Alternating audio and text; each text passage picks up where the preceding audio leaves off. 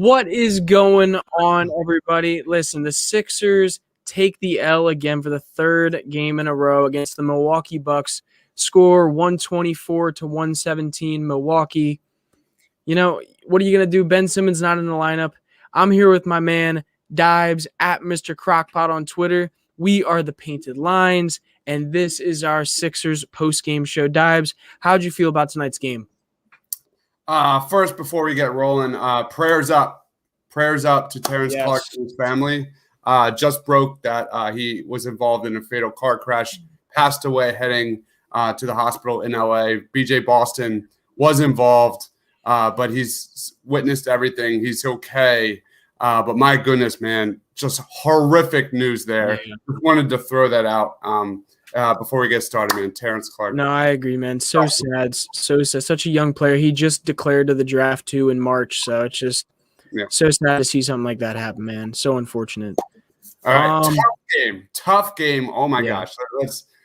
This to me felt like just everything that makes me terrified about the Brooklyn Nets. The dribble penetration of Milwaukee, them getting hot from three, Doc not adjusting. Everything kind of just was a mess. It was a mess. And if anybody comes on this show and wants to talk trash on Ben Simmons and why he's not important to this team, let's get started. Let's look at Luka Doncic versus Ben Simmons. 18 possessions, 5 minutes, 8 points, 0 for 1 from 3. You look at the Nets, Kyrie Irving, Ben played. The Sixers got the W against Dallas. Ben played against the Nets. They got the W. Kyrie Irving against Ben Simmons, 4 points, 1 of 2 from the field. You look at the Clippers. Ben held Reggie Jackson, 0 points, 0 for 2 from the field. You look at the Golden State Warriors game. You look at the Phoenix Suns game. No Ben. Those two, Steph Curry, Chris Paul, went off. I get it that you're not going – Ben can't cover everybody on the entire court.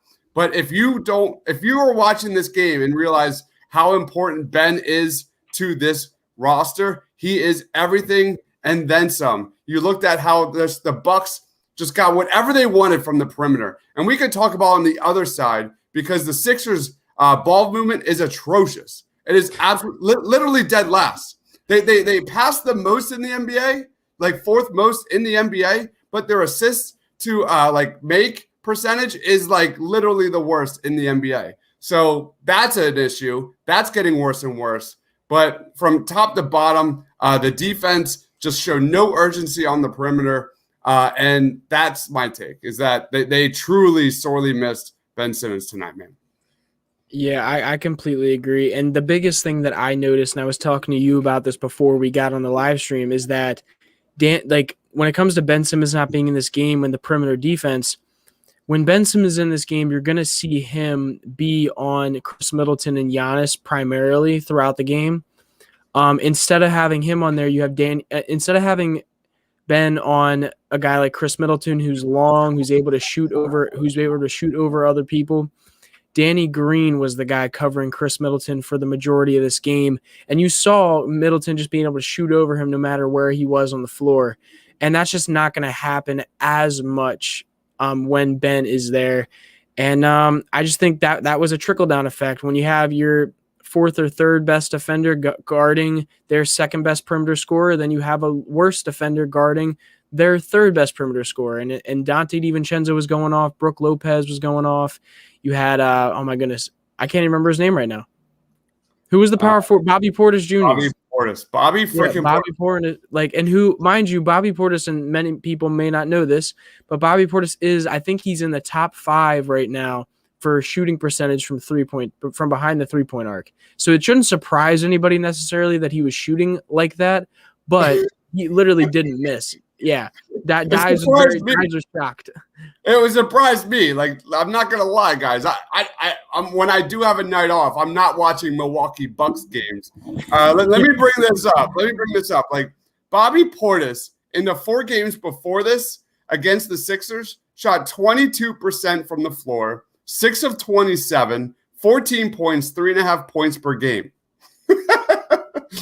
So I'm happy for Bobby Portis. He's having a terrific year, but like for me personally, it's like college basketball, NBA, and Bobby Portis, I was like, who the hell is this guy? He just could not miss.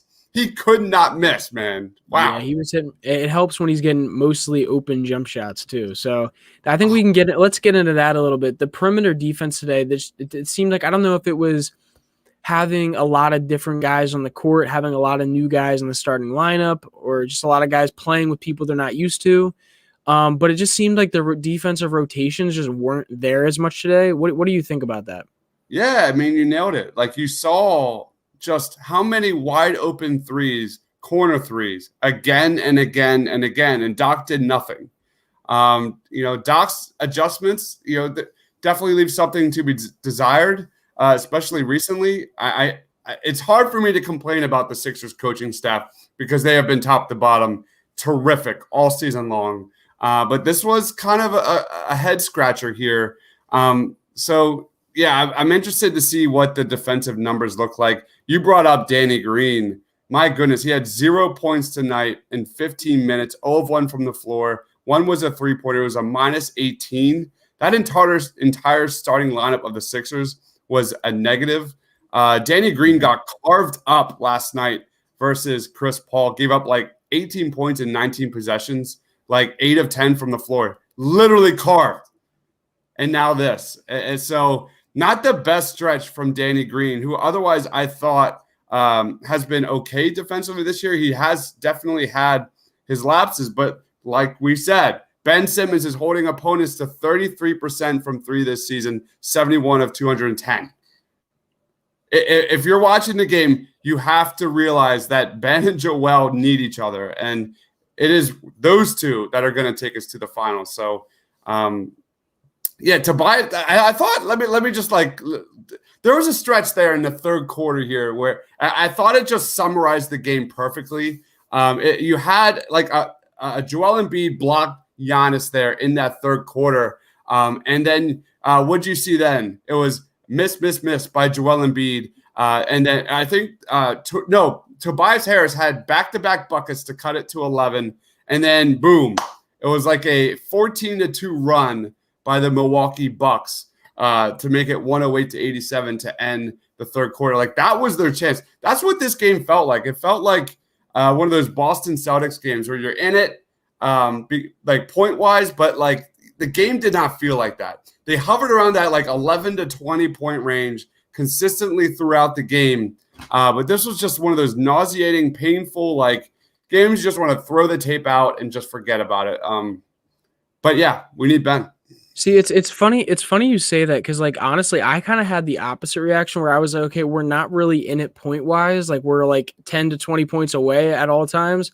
But like, I still felt like we had a chance to climb back in it. Like, to me, whenever Joel was on the floor, at least as the game went on, obviously in the first quarter, he had a really rough time. But from the second quarter on, I felt like we had a shot because Joel was just commanding the paint and was not letting them double team him and was just getting it outside when he needed to. Plus, Mike Scott was hitting tonight. And so, like, I was like, okay, the role players are actually hitting their shots tonight. Shake Milton had a good night. I was like, we have a shot to get back in this. But the major thing to me was defense. I mean, we gave up how many points? We gave up 124 points, which is not normal. What's our average total points against for the season? Because I know it's nowhere close to 124. No, and to me, a lot of that has to do with Ben Simmons. They gave up 77 there in the first half, and that was the most points the Sixers have given up in a half all season. Yep. I wasn't a big fan of Joel Embiid. I get he had probably tired legs, but I don't like the way they utilized him tonight.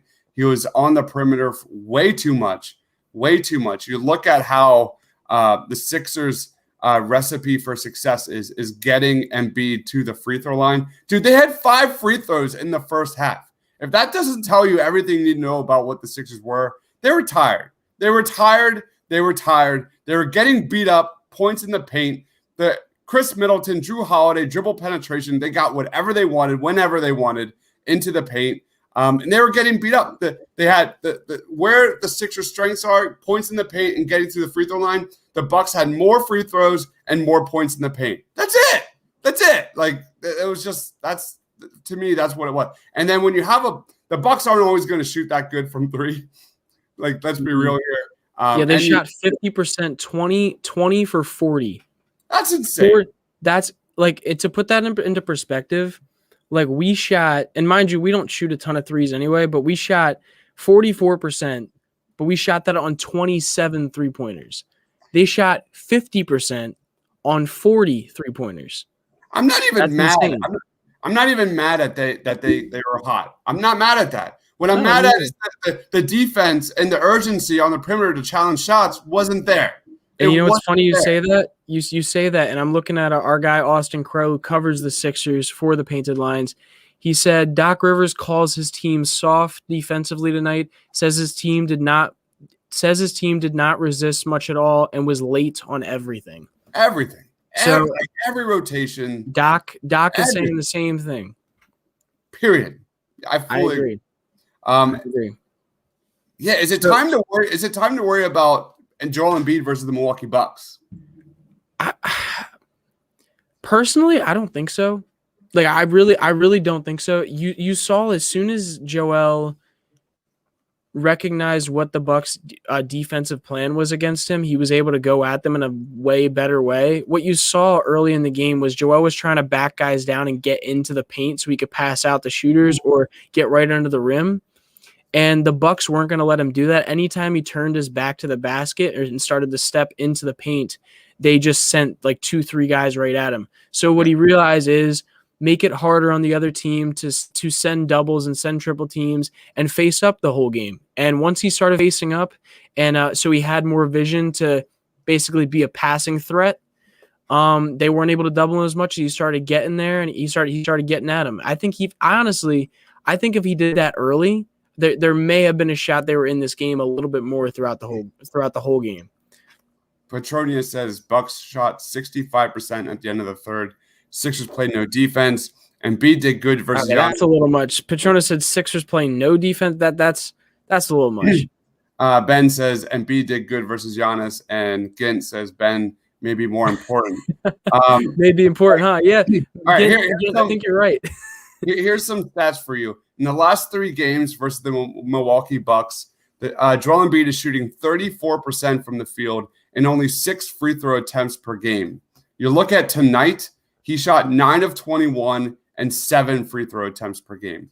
I'm not saying I look at that Golden State Warriors game, they had a great plan of it. Or is it Golden State Warriors? Who am I thinking of? I'm drawing a blank. I don't remember what days anymore. So one of the teams the Sixers have played had a great game plan against Embiid, help defense, all that. My gosh, I'm just drawing a complete blank. But that's what I think for you. I'll look. Keep going. I'm just drawing a complete blank. But that's what I saw. The Suns? Suns. Yeah. No, the team before that. Who they played the team before that? I'm pretty sure it was Golden State before that. Yeah, the Clippers. No, it was Golden State. I was right. It was Golden State. They just their help defense. Their double teaming was terrific on Joel Embiid, and I don't know. I really actually liked the game plan against Joel Embiid for the Milwaukee Bucks.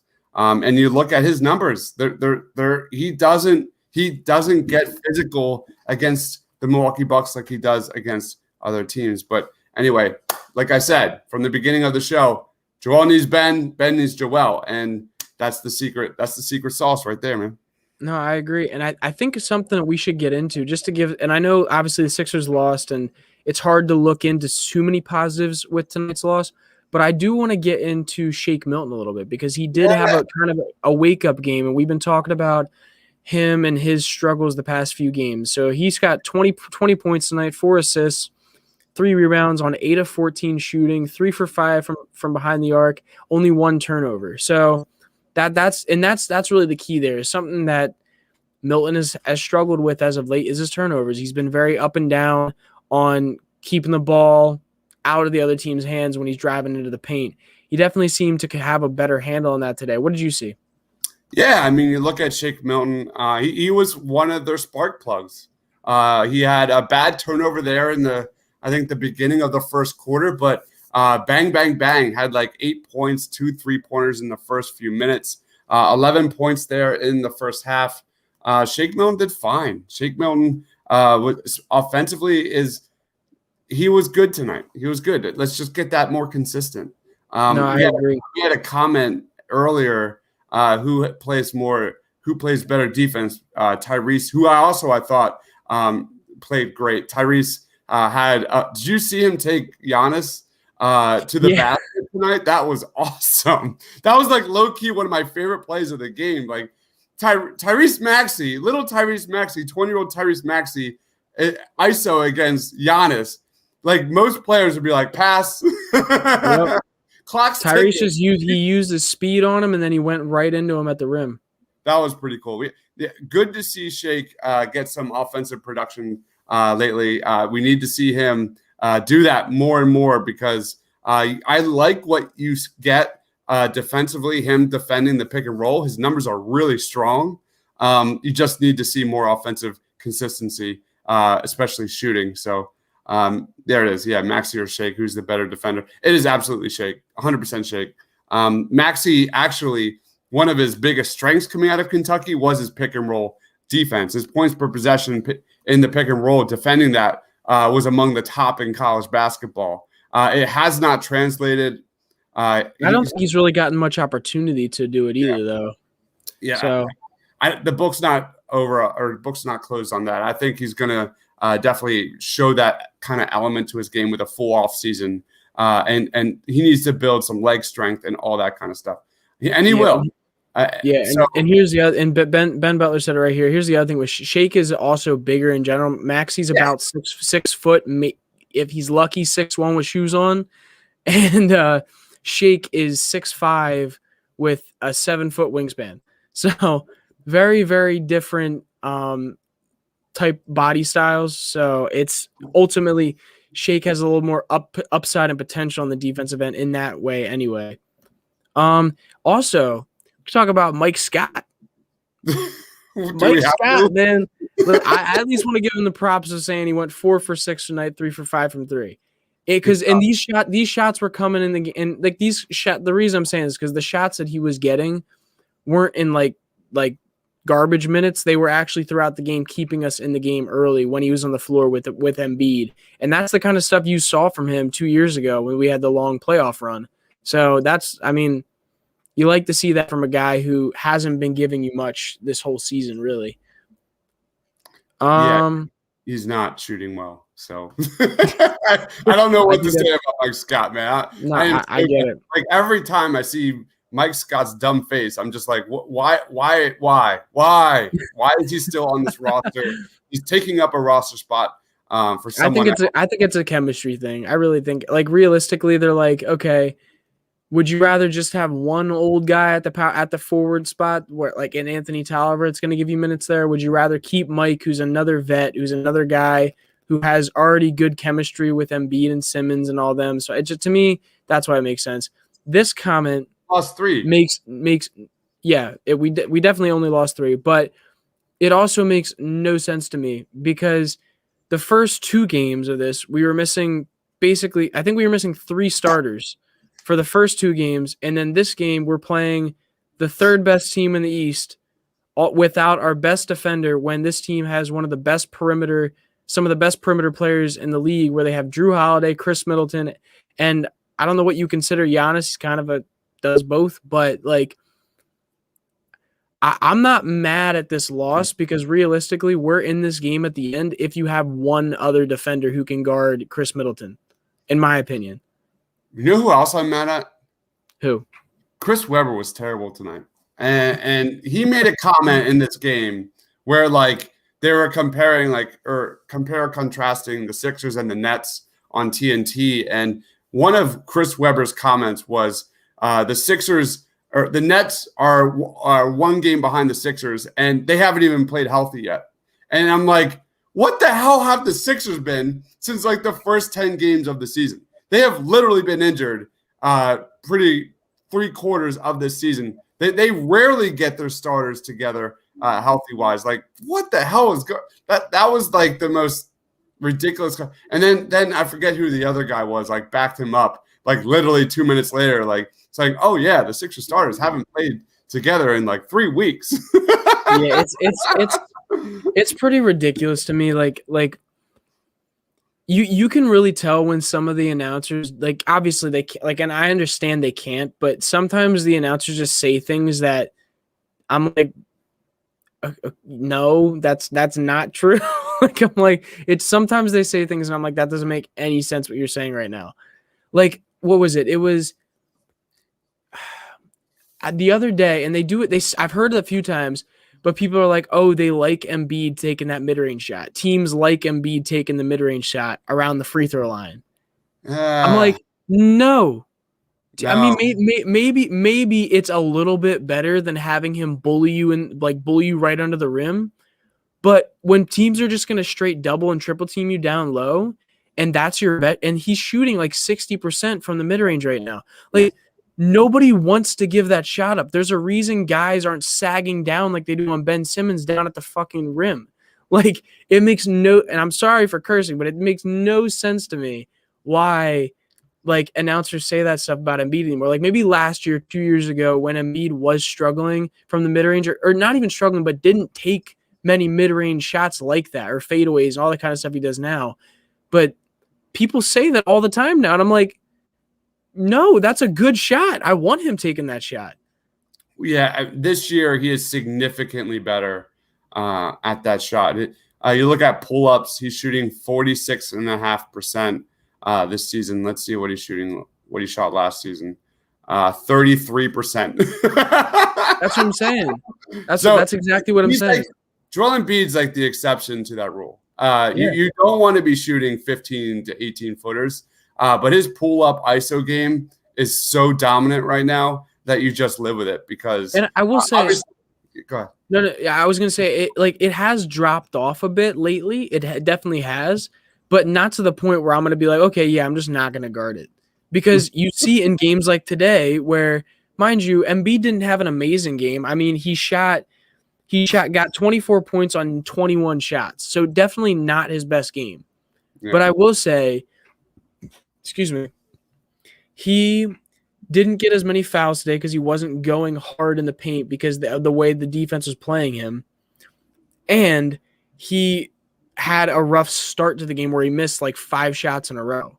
So, but then you saw throughout the game as the game went on, he found the spots where he could get his money on on defense, and he was just going right at Brook Lopez right at the mid-range spot, and he was just either hitting shots or pump faking and getting into the paint. So it's just I don't like when basically my point is I don't like when announcers are late to the party in the sense where they're going off of last year's rhetoric and not this year's. But anyway, besides the point, do you have any more points about this game in general? Any points about certain players? Anything that was interesting about the Bucks tonight? No, it's just I didn't like the game plan at all today. They obviously had tired legs. It's not. The proof is in the pudding. When you post up Joel Embiid, when you get him more touches in the paint, and when he gets to the free throw line, that's when the Sixers win. They're 20-5 this season when he has 10 free throw attempts or more.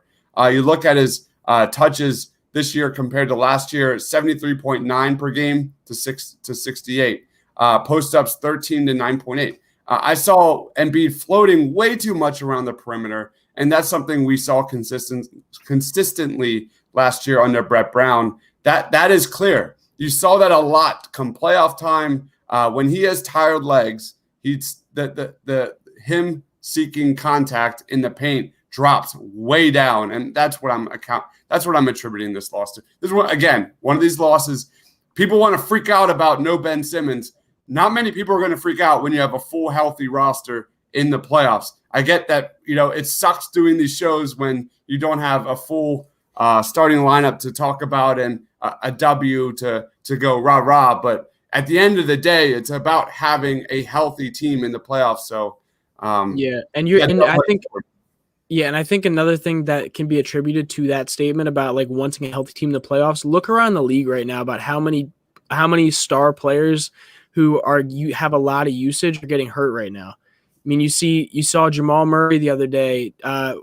Trae Young just came down with a grade 2. It was an ankle sprain, I want to say it was, but it was something with his ankle. I don't remember if it was a sprain or not. But you have also Donovan Mitchell. Like there's a lot of guys are seeing go down right now that are high usage players on their teams. And that's why you see guys like Tobias and Ben and Joel who have had nagging injuries recently. They're trying to give them some time off so they don't go down and so they don't have to be out. What's their record? Like 21-4? I'm just making that up, but it's like it's something ridiculous. When the Sixers have a full starting lineup, they're unbelievable. They're like they're one of the, if not the best team in the NBA. So I get that people want that one seed, and I am 100% in agreement that the one seed is a major priority here moving forward because definitely everything about the Sixers making the finals revolves around giving Brooklyn, Brooklyn and the Bucks the hardest route to the playoffs. Yeah, you give them as much as you can throw at them. That way, maybe they're not as healthy come playoff time, assuming the Sixers advance. So that is so important. I fully agree with everyone there. But at the end of the day, I'm trying not to overreact without a full roster.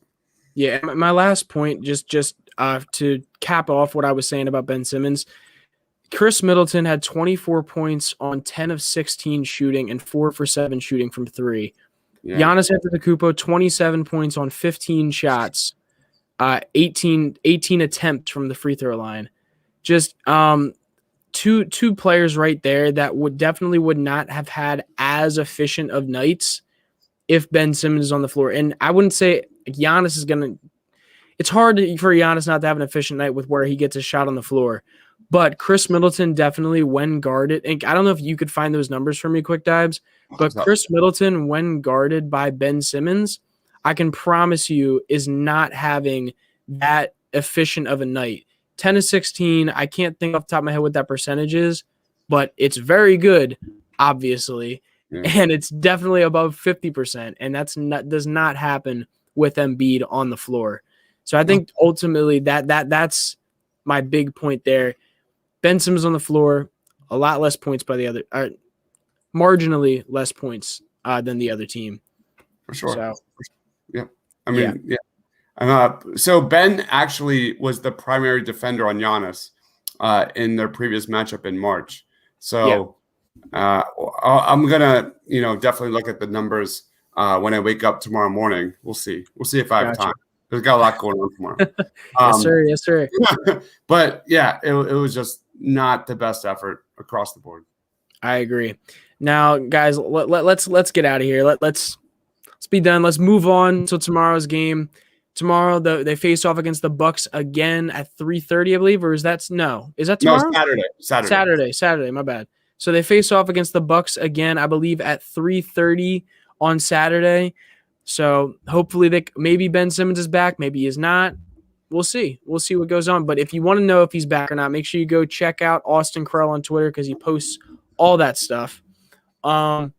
If you're not already, go follow Dives.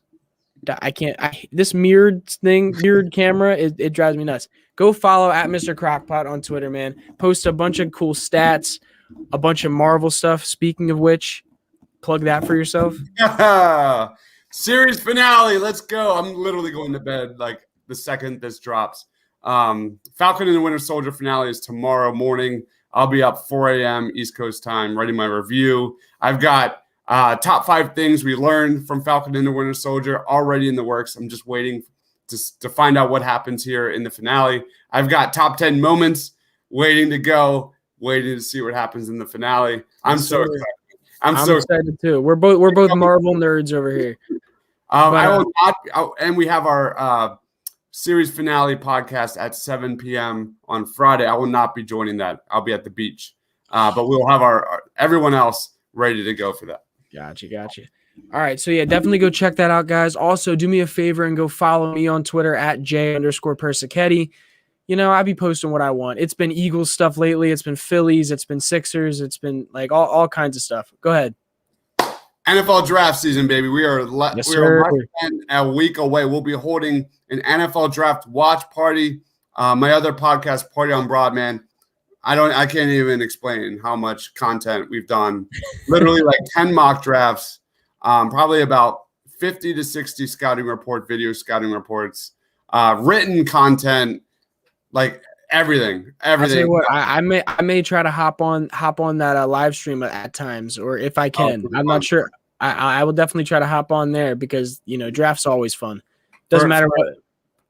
For a lot of like degenerates like ourselves, like it's Christmas Day. It's Christmas Day, even though Howie disappoints every single time. But there's something special about the NFL draft, just like the NBA draft. And when the NFL draft is over, by the way, I will be 100% NBA with the NBA draft. So college, yep. That is my baby as well. So you and Tiago, man. Yeah, me and Tiago already have a whole game plan ready to go once the NFL draft stops. So be on the lookout. Tiago's been pumping out, like, he's already had like 20 scouting reports. So we're going to definitely take a look at all that, man. We got a lot of content pumping out on the website, so go check that out at thepaintedlines.com.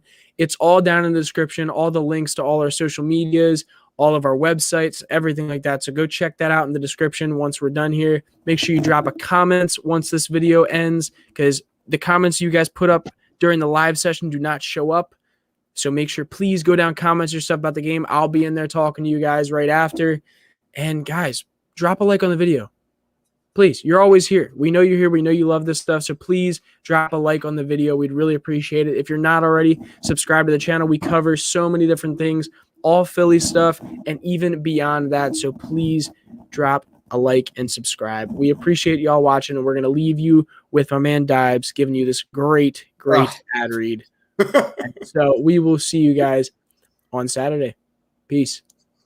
Hey, what's up, guys? MLB baseball is in full swing. The NBA and NHL playoffs are right around the corner, and the NFL season is mere moments away. While we here at the Painted Lines are devoted to bringing you top-notch content from all the major sports, we are excited to also now give you the opportunity to cash in on all that content and knowledge. If you follow the link below, you will have the opportunity to sign up with BetRivers, an online sportsbook, and get an instant new user deposit match of up to $250. That's free money that you can use and try to turn into more free money. Let's go. Don't sit there and waste all that money. Turn every basket into an otherwise meaningless Cavs-Timberwolves matchup on a random Wednesday in March. That makes it all the more exciting. For betting tips and advice, be sure to check out written content from our top prognosticator, Money Max, on our website at thepaintedlines.com,